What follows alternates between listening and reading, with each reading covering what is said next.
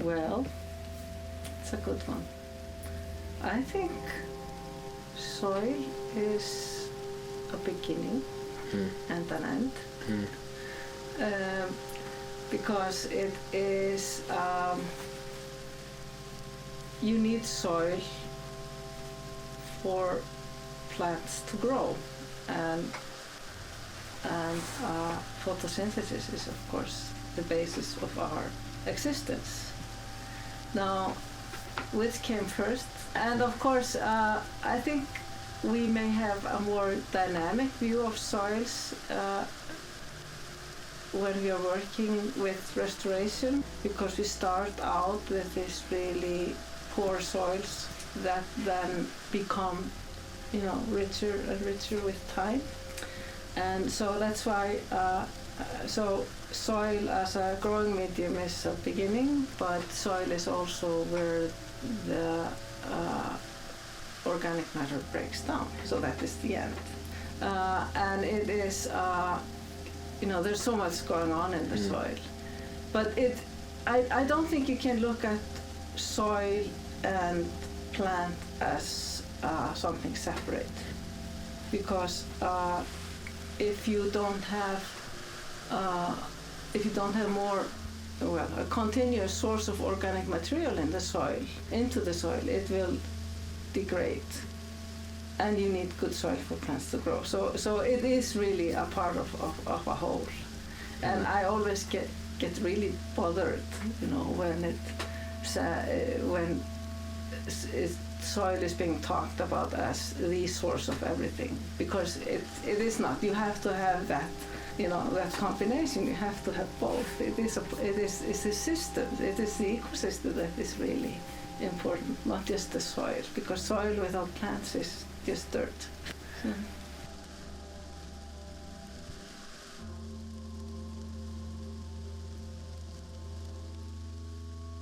It means everything. It's the base it's the ground to what you want to do or live from. Or if we don't have healthy soil, we will eventually die, because we nourish from the soil, through, even though it was just the grass comes from the soil, and also the bugs and stuff. Everything is in the soil.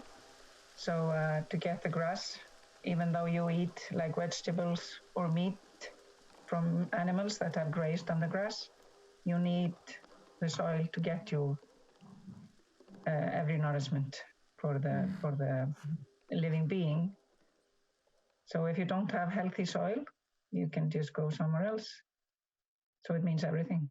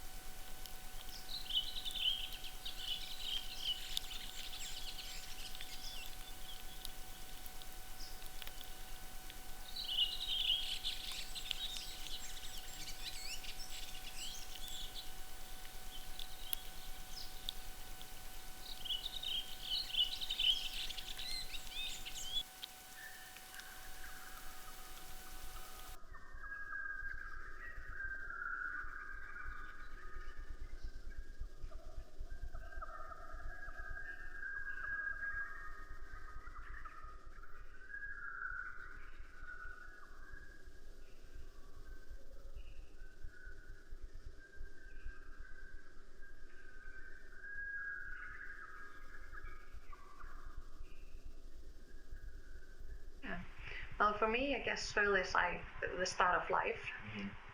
I don't focus on it especially, but I really love taking off my shoes and walking barefoot wherever I can, just feeling the ground underneath my feet.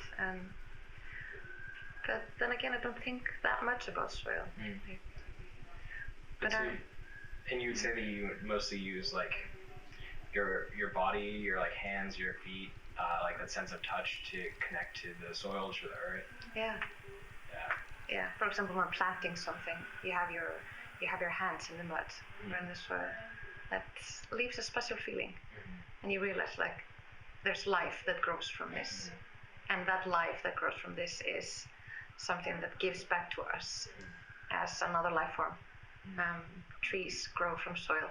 They give us the oxygen that we need, and then we give them the air that they need. Yeah. You might have to help me with some English words if I miss out of them. Carbon dioxide. Yeah. So we have the relationship between humans and trees is in a way so beautiful.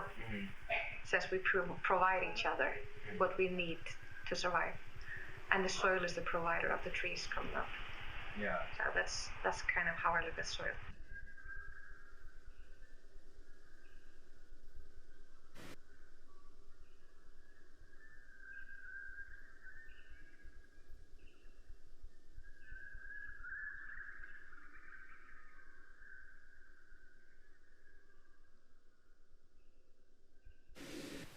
Being on my hands and knees and with my nose in the ground and studying, what's going on is really a very important part of connecting with the land. And in the last years, sketching and drawing and painting and using that as a tool to observe and understand is also quite important. But then it could be something more abstract, like you may be shocked at this. I mean, when you have data that you're working with and you're doing statistics on it and it starts to make sense. That's also a connection to these processes.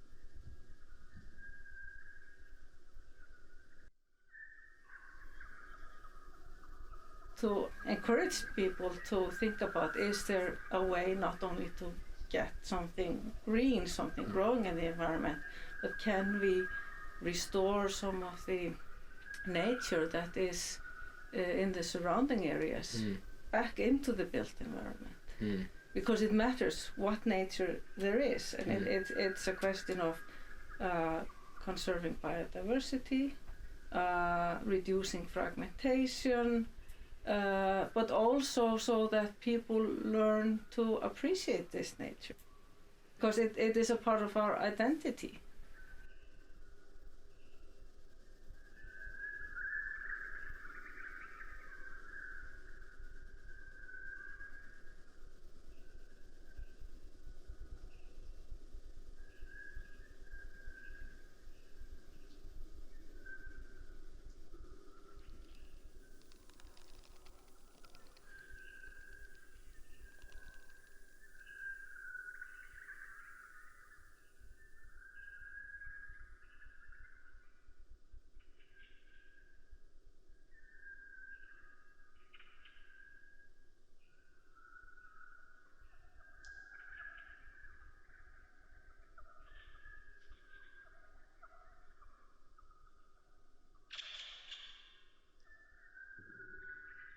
So I've done some works where I'm just looking at diversity of plants and of birds, especially growth forms and bark and all these different little forms. Yeah.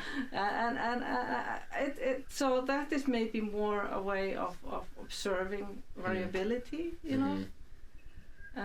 but also while I'm doing it, I'm thinking about what is, because I understand those structures that I see. I know what they are, and I think that may be the difference between coming at it only from art or coming from it from the scientific part also. Yeah.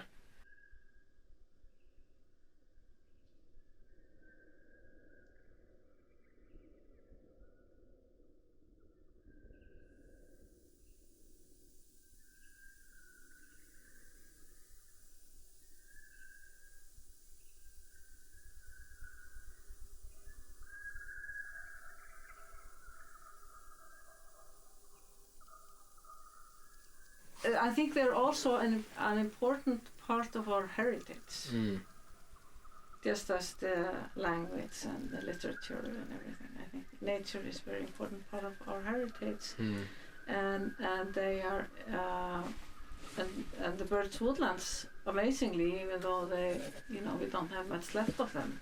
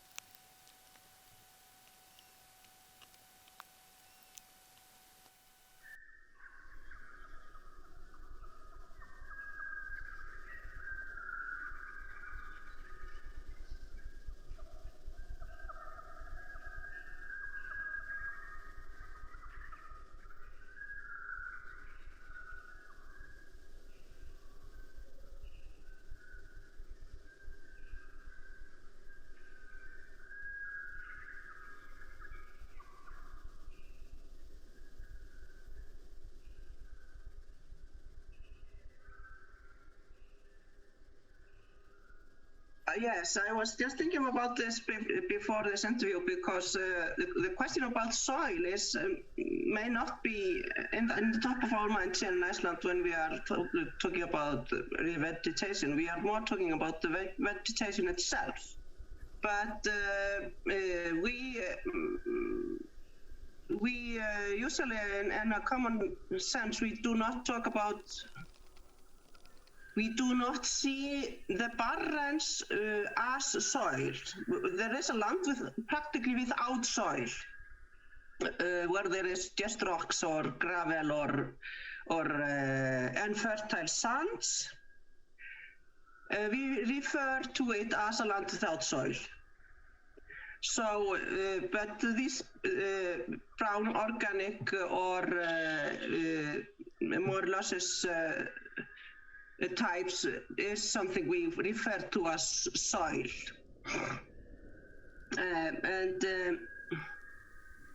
Yes, so the idea of the soil itself is not so much in question.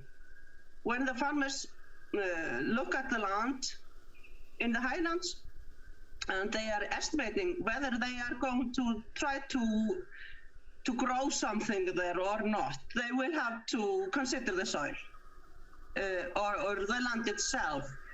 Is there any soil there, or is it is likely to be successful? So this the first thing that take into consideration is exactly that. We know we cannot change the soil. It's something that consists, and we will just have to work with it. So we look at it, the soil as a part of the circumstances. The circumstances are where it's located, the height, the weather, how to get there, and is there any soils there.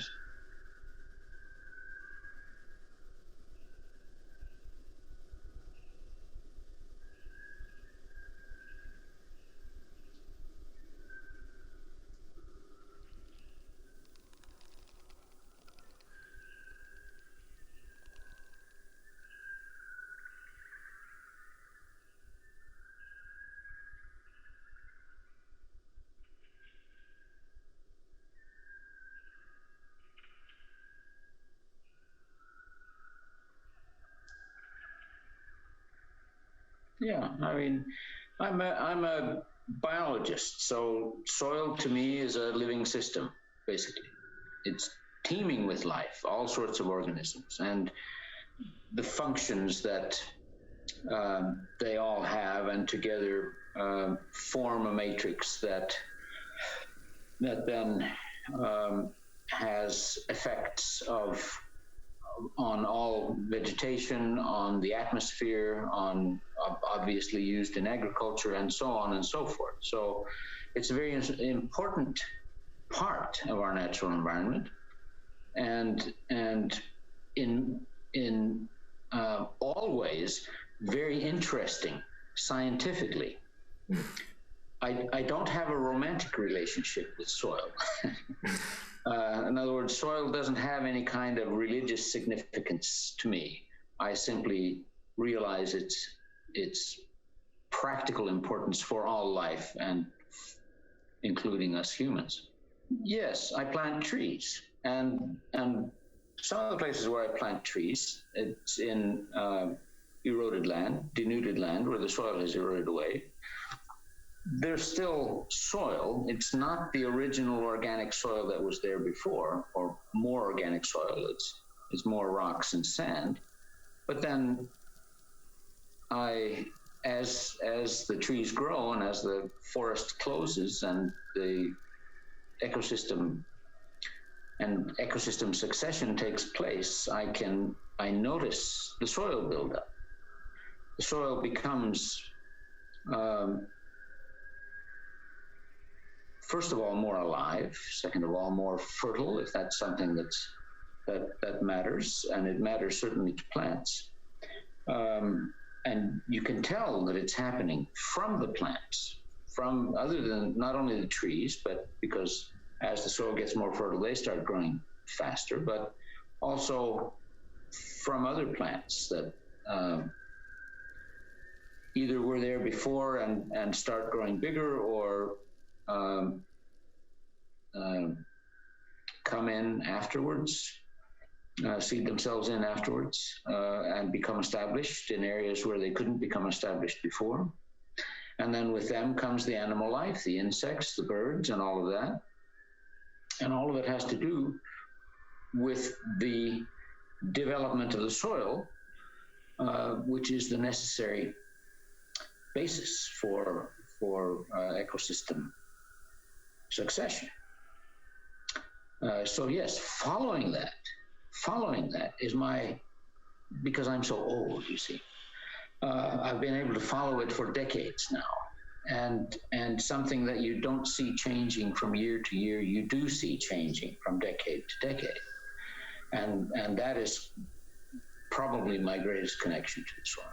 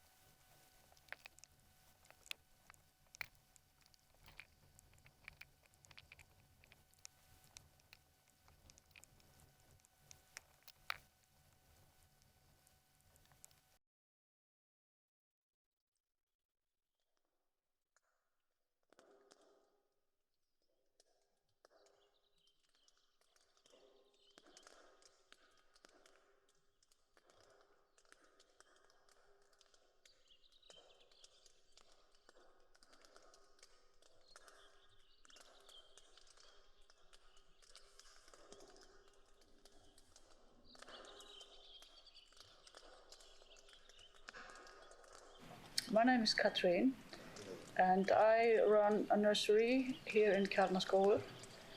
I mostly deal with the forestry plants.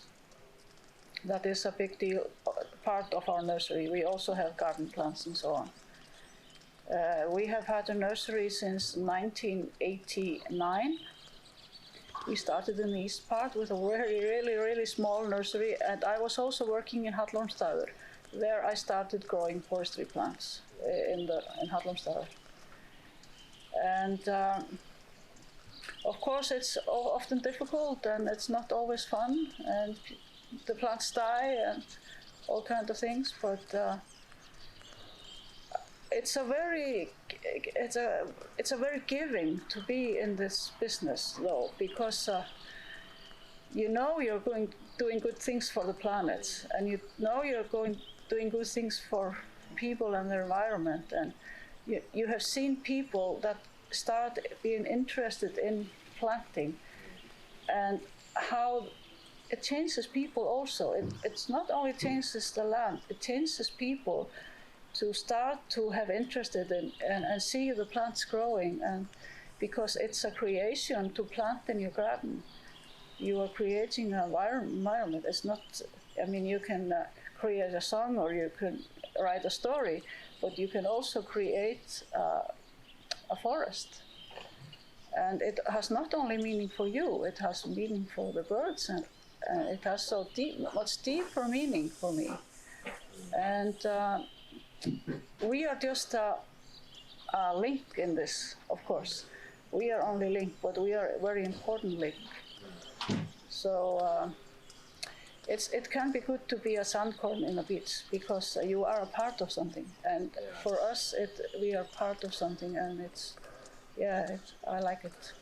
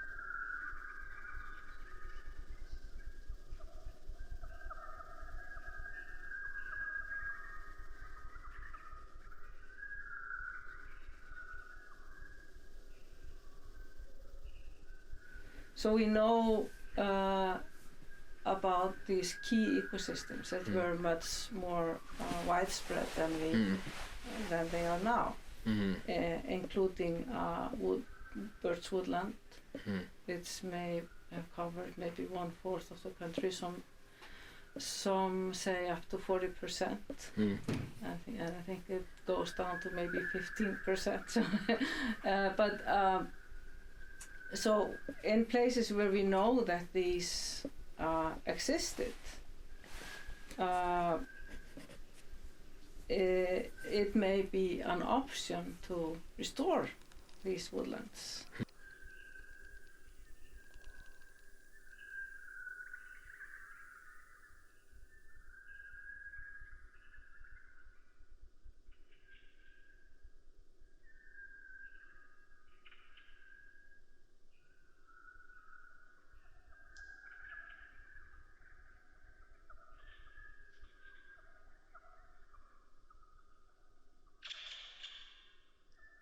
Romantic values have always been quite important, so we want to do it for the future generation, or as it was to pay our debt to the land, which is kind of interesting because we didn't really build up all of this debt. Maybe we have built it in terms of carbon, release, but not really in terms of land degradation. But what do you mean by that?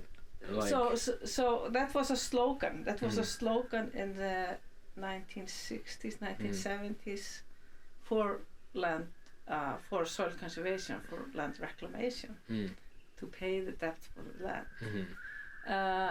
And it was kind of interesting if you start to think about it. But at that time I was just a teenager, so I was thinking, well, I took it just at face value. So maybe that is the initial interest. But then as we understand more and more about what is going on in the world and the environmental challenges that we are facing, we see better and better how the land is really at the center of these issues, and how the condition of land is really very important for both climate mitigation and also tolerance or resilience to natural disasters and different aspects. And it all ties together. I mean, biodiversity, soils, and the atmosphere. I mean, this is all a part of the same system or components of the system.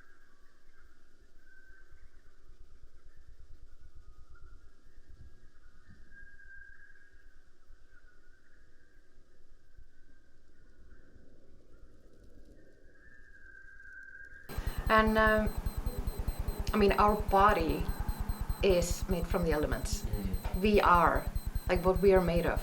We are made of the nature, and the same elements that come from there.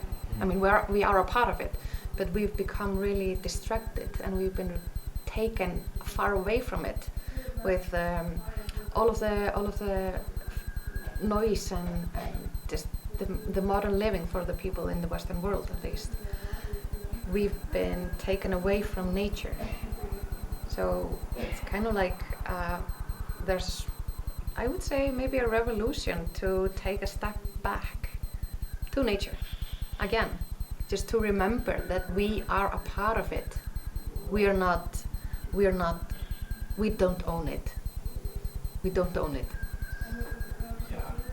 Like, that is so important. But the way that capitalism is, and the way that consumerism is, and the way that the patriarchy is, those things, they all combine together in putting mankind or man above nature, which is absolutely not true. And we can't keep on living that way. So we need some shift, and I'm trying to do my part in making that shift with my project.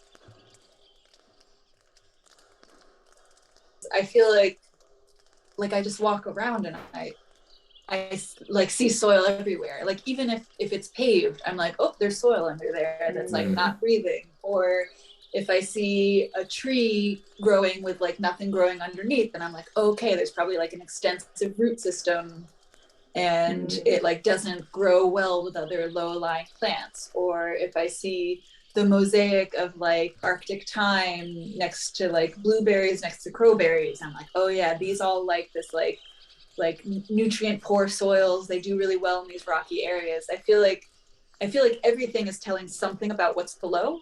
I'm forever thinking about it. So I think there's the way that I accept soil is like I'm always looking at it and thinking about it. And then in the other direction, I think, you know, composting, I feel like I get to give like a little gift back.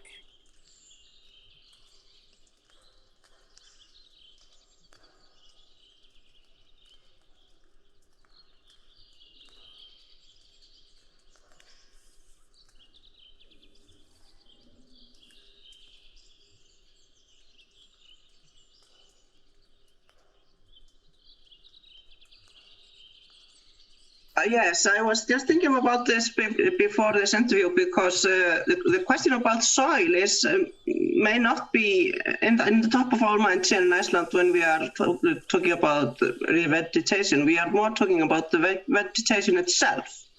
But we usually, in a common sense, we do not see the barrens as soil. There is a land practically without soil, where there is just rocks or gravel or unfertile sands.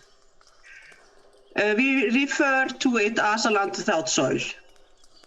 So, but these brown organic or more luscious types is something we refer to as soil.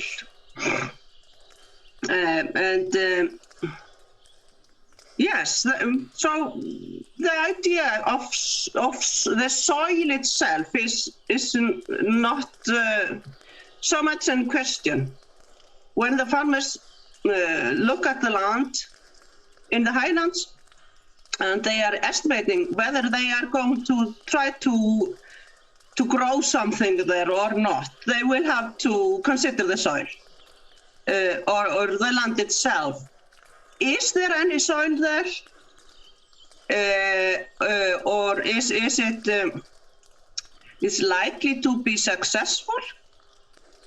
So that's the first thing that take into consideration is exactly that. We know we cannot change the soil. It's something that consists, and we will just have to work with it.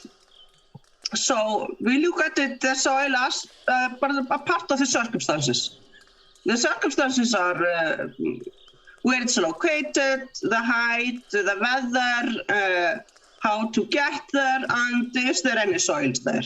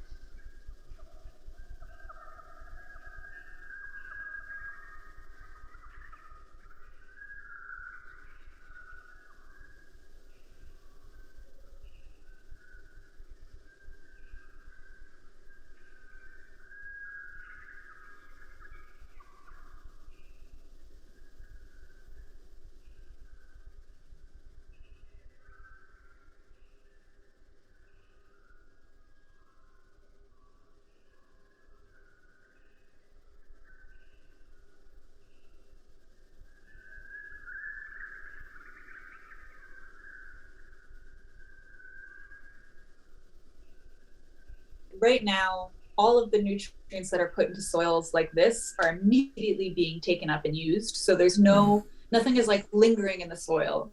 And so I guess if I like did a soil analysis where I like looked at the soil profile and saw that there was like nitrogen and phosphorus in the soil not immediately being used, that might be an indication, or that there was like if the soil profile started to look a little more stable instead of just like clearly where I've added compost and gravel. But kind of in another sense, soil restoration is sort of like raising a kid, in that like you can only do so much and then you sort of like let it go and figure out what it grows into. And so I think a lot of what they do is they'll like at the Soil Conservation Service, they'll like get it going until there's some amount of vegetation that it's no longer just exposed ground, and then just sort of walk away and let it figure out what it does.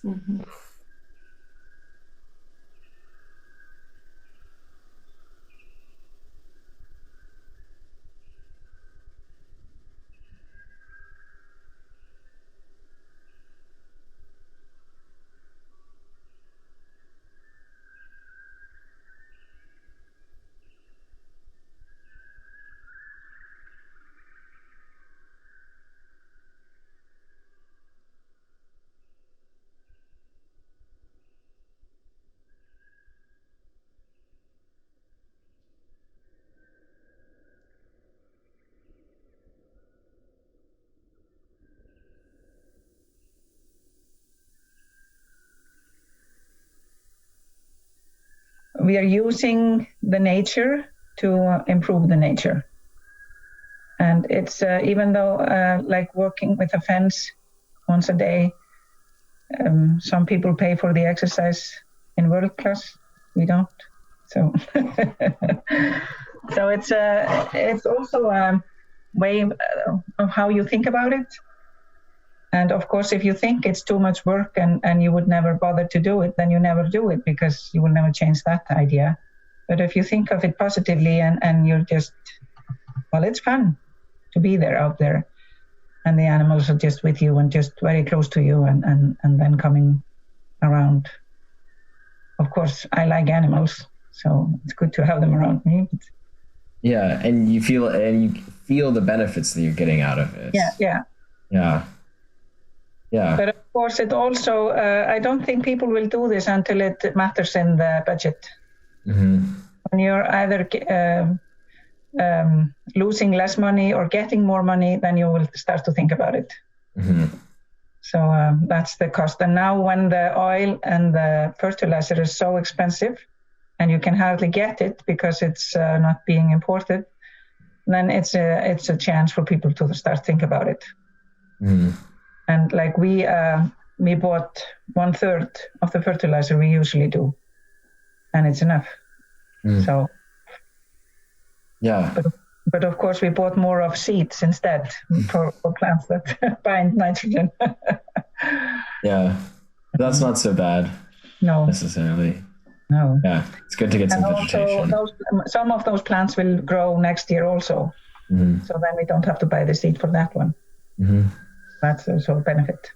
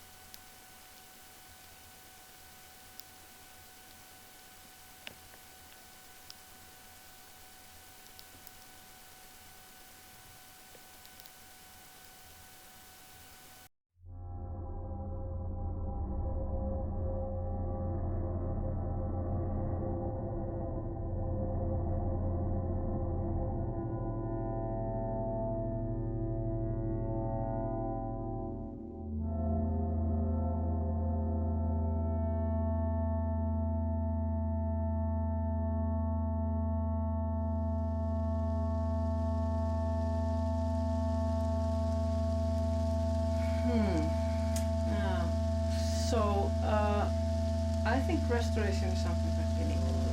I think we are at that point now as humankind. That it's not enough just to preserve what we have. We have destroyed so much that we need to restore some of the degraded ecosystem. We don't have Earth 2.1, 2.0 to work with. And the beauty of it is that it is possible. We know that it is possible. We may not be able to restore exactly the same ecosystem, but we can restore ecosystems that have certain integrity and that are similar enough to the natural ecosystem that is acceptable. And also we need to understand that if we are doing ecological restoration, it's not like repairing a watch. You have all the parts and if you put them together correctly, you have a working ecosystem. That is not the process that we're working with. We are working with a process that's much more similar to the healing process of when you break your leg or something like that. So the role of the restoration is to provide the condition so the healing can take place. Whatever is needed for that may vary depending on how how much the damage is. So it is really, we are the land doctors, but we want to do that because it's necessary for us. It's necessary. I mean, I have children and grandchildren, and I want them to have a good future. And so it is a small contribution to that, towards that.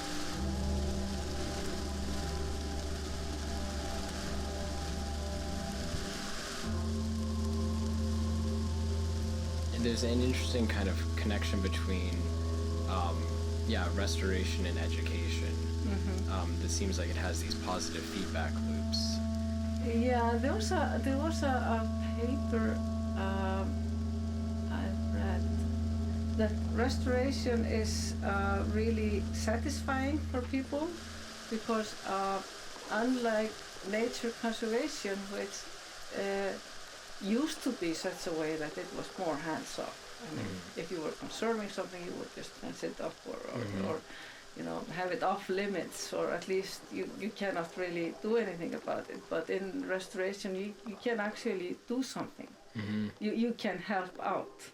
And I think that is very satisfying for people to participate in. Yeah. And I think that is why people are so willing to go out and plant trees, for example. But then it's a question of, what trees should be planted, which is really a big point of argument.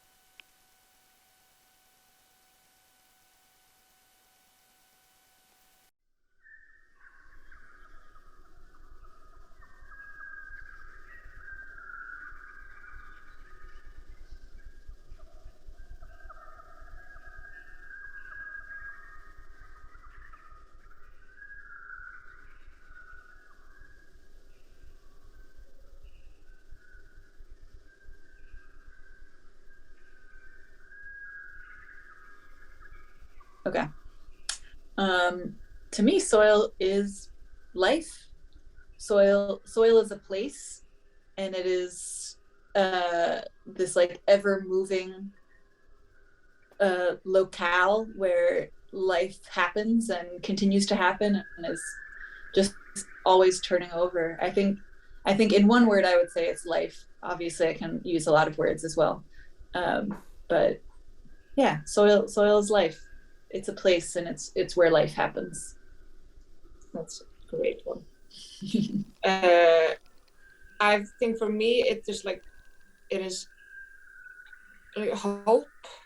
Like I obviously, like I think going into this project, I think I remember talking about this with you probably just in 2019. I was just like, as I was learning everything, like you were sending me papers and teaching me more, and I was learning more and more, and I was just like, wow, it's so wild to look at, like learn about a thing that where it's like, sure, there's so many things that we can do better, but there are also so many things that we can do better. Mm-hmm. So it became such a like, it only resembled like hope in that way. I think it, yeah, it's just this like, it's so, I think it's fun that when we look at it, like we don't see all the bubbly life that is happening there, but that gets to like live in my imagination, and I get to know about it. I also like, we're looking at a soil profile yesterday, and I only saw like one line, and Julia is like, oh, look at this and look at that and la la.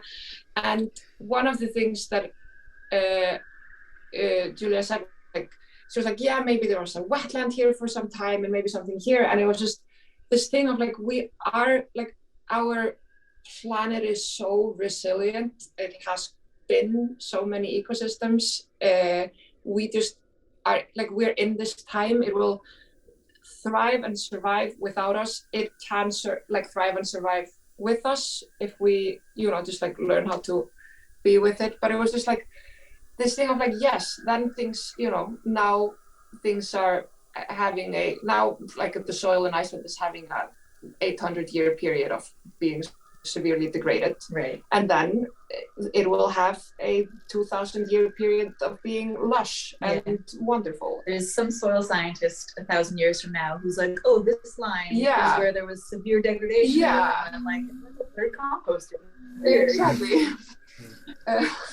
So it just, it is this like, it gives me a lot of hope. It feels like it's a place of a lot of hope. It's a place of like a lot of collaboration. It is incredibly, I like that it's so messy and imperfect, and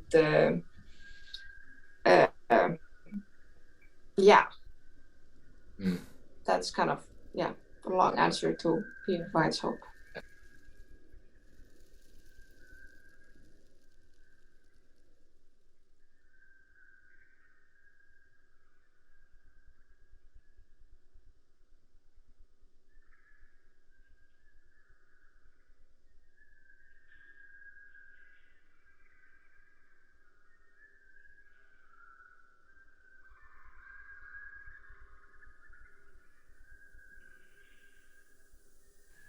It's interesting the role that art and drawing and painting plays in your process of understanding, of observing, and I also think that it probably plays a role in the kind of imagination, because it seems like restoration requires both observation and imagination. Mm-hmm. Well, science does that, and it's been interesting since I started to study art formally how great similarities there are between the processes that artists and scientists use. So yeah.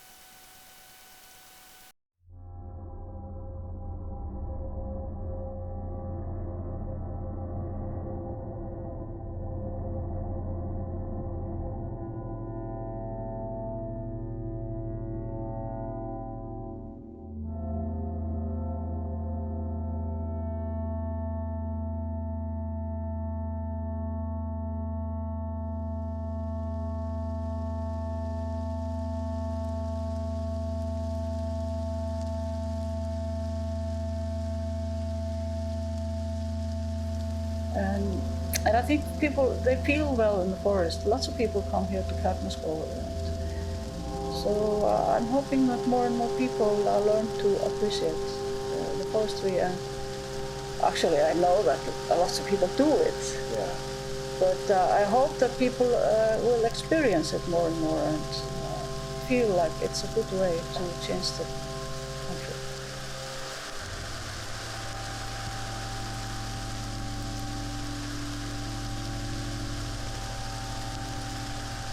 It's always community work, or it's like you say that it needs a whole village to raise up a child or something. It's of course it's very important that you have strong people all over the place that are talking about it and working in it and telling about it and all that.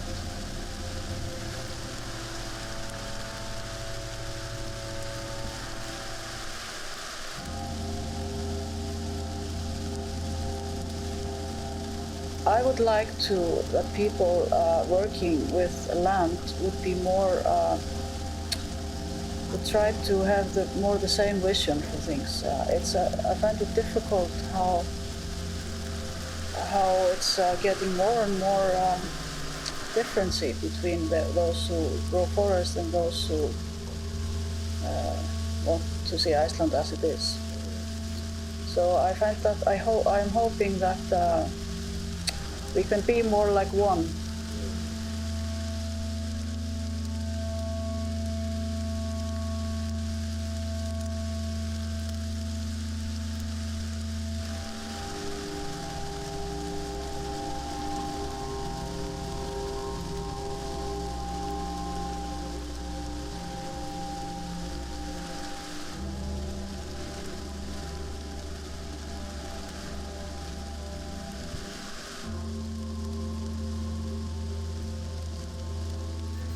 Like that is so important, but the way that capitalism is and the way that consumerism is and the way that the patriarchy is, those things, they all combine together in putting mankind or man above nature, which is absolutely not true. And we can't keep on living that way. So we need some shift, and I'm trying to do my part in making that shift with my project.